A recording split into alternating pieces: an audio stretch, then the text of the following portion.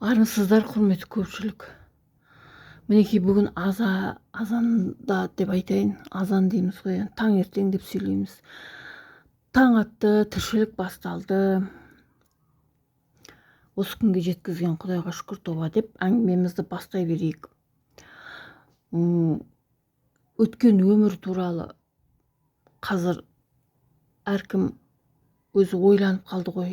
Бізде қайта-қайта өмірге келеді екенбіз ғой, жанымыз мәңгілік екен ғой деген сияқты. Сонымен мен өзіме қызық болды да, өзімді бұл толғандырып жүрген сұрақтар бар. Ол жанның қалауы ғой енді. Жанның қалауы бойынша сол Жанат Бақытқа да барып келдім.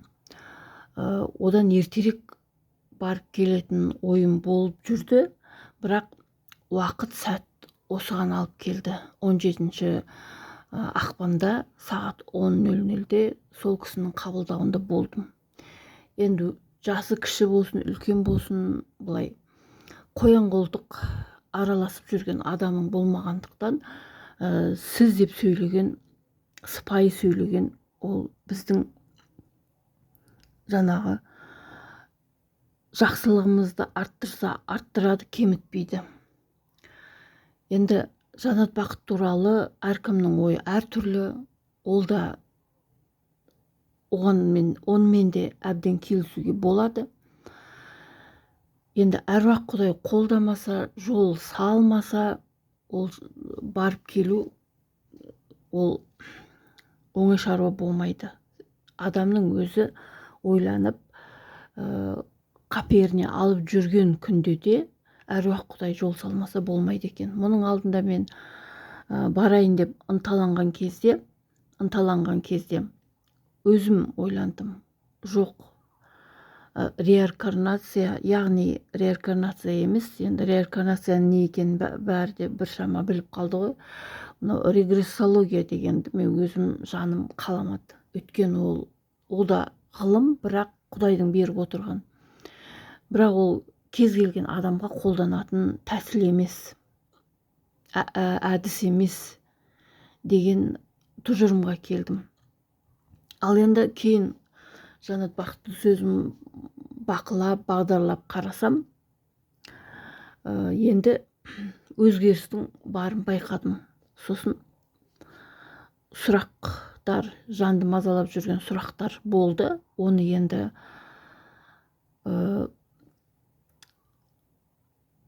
былай сұхбаттасып та өзім сұрақ қойып жүрген адамдар бар, бірақ бәрін сұрай бергенде жөнсіз екен.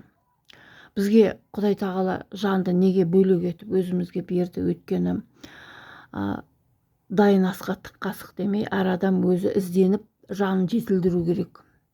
Маған сол бір сұрақтарды, мазалаған сұрақтар өзімнің жан дүниемне керек болып тұрса, демек мен өзім ізденуім керек деген ойға келдім. Сонымен кездесу өте жақсы өтті. Сыйластықпен жақсы әңгімелер айтылды. 3 сағаттай кездесу болды. Жаңағы 3 сағаттай өткізді. Сеанс дейміз ғой, қабылдауын.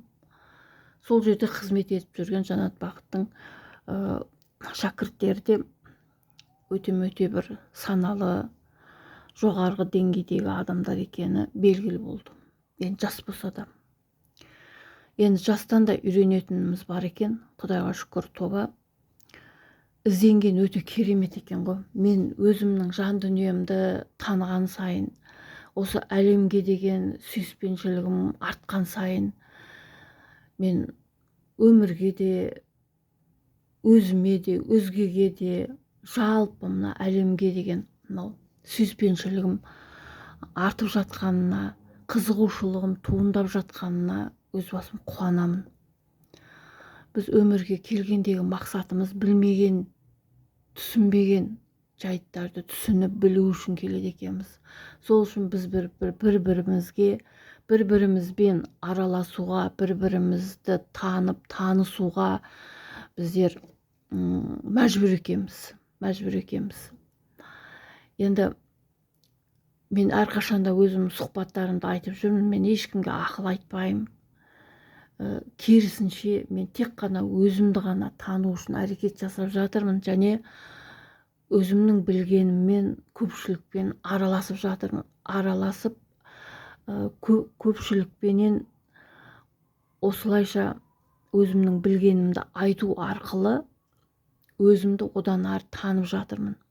Әрине сын тағылады, мін тағылады, оның бәрін қабылдаймын. Өйткені өзімнің өткен өмірім туралы біраз мағлұматтарды білдім, біраз емес, енді өте көп мағлұматтарды біліп келдім десем болады.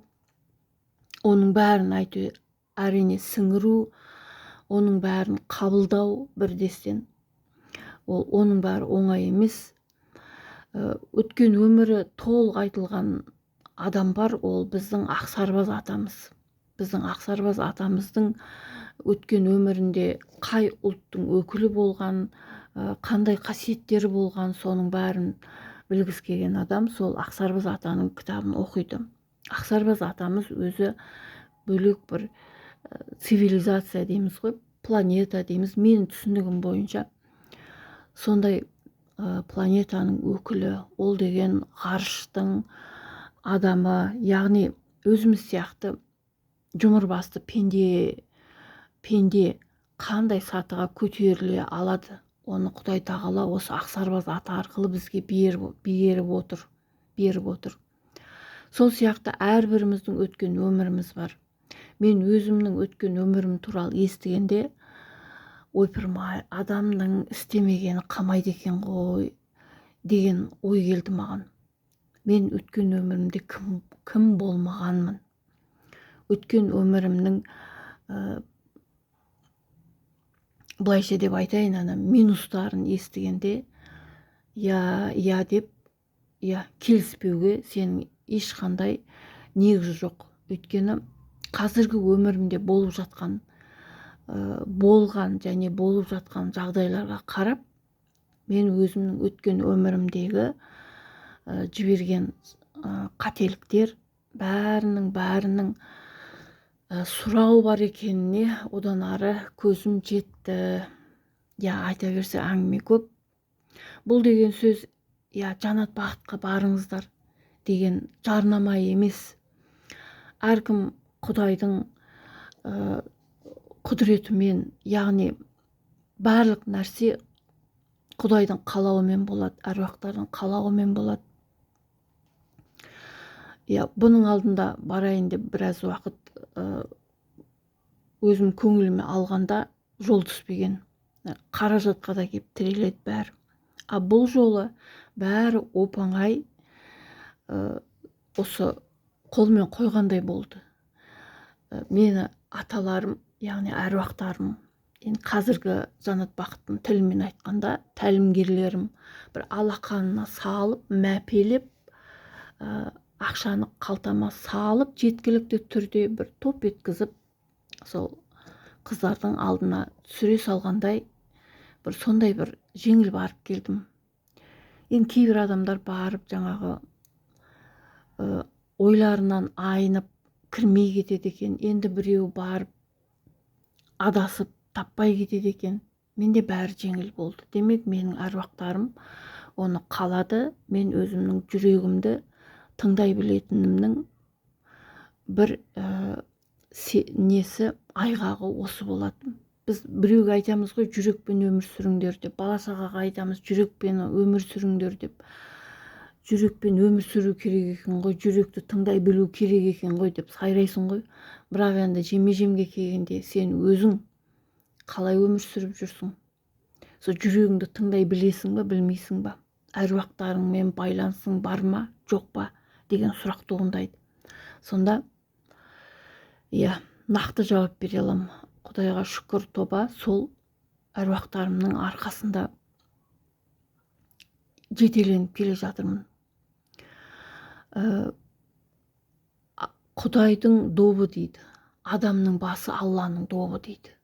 Бұны не себепті солай айтқан екен деп, осыны айтқанда енді бір адамдар мырс-мырс күліп жатады. Шын мәнісінде бірінші естігенде бір күлкің келеді. Сосын еріксіз ойланасың, не себепті осындай болды екен деп, Құдай неге адамды осылай қинайды екен деп сондай бір жағдайларды береді басына деп әртүрлі сұрақ туындайды ғой. Сөйтсек адамның жаратылысын білген сайын, адамның жаратылысына мән берген сайын, өзіңді таныған сайын, өзгені бақылаған сайын, мына әлемге деген өзіңнің махаббатың ашылған сайын, сен Құдайдың құдіретін түсіне бересің, Құдайды тани береді екенсің. Өзіңді танымасаң, Алланы да танымайсың дейді ғой. Сол сөздің құдіреттілігіне көзіңді жеткізуге болады, әбден көзіңді жеткізуге болады.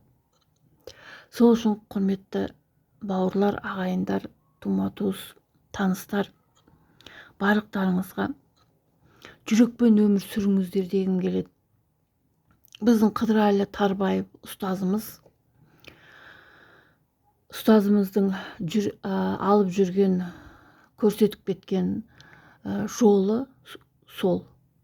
Жүрекпен өмір сүр, жүрекпен.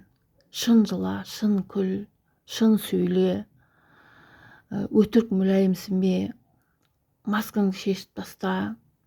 Мына Жанат Бақыттың да алып отырған мына ұстанымы, беріп отырған ілімі тек осы жайлы екеніне мен толық көзім жеттім. Әрине, кейбір адамдар түс көрдім, аян көрдім, оны тыңдамаңдар деп жатады. Енді оны ол адамдардың өздері біледі. Әркім өзінің іс-әрекетіне өзі жауап береді. Ал мен жаңағы тұжырымым бойынша әруақтар өте нәзік әлем, әруақтар әлемі өте нәзік әлем. Осы әруақтар деген кезде Сарыәулие есіме түсіп кетеді. Сарыәулиеге барғанмын, әкем екеуміз барғанбыз, стадионға барғанбыз. Міне сол кезде Сарыәулие айтқан еді: егер сіздер бір нәрсені дұрыс жасасаңыздар дейді, әруақтар балаша қуанады дейді, балаша қуанады дейді.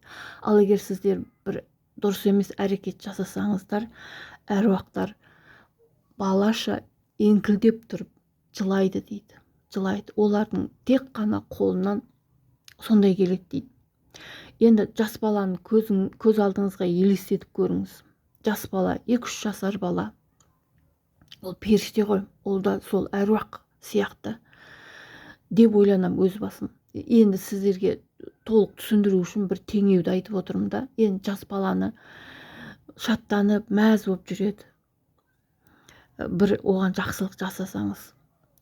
Ал енді ол баланы өкпелетсеңіз, ол бала дұрыс нәрсе жасамаса, оны шапалақпен ұрып тастасаңыз, ол еңкілдеп тұрып жылайды ғой.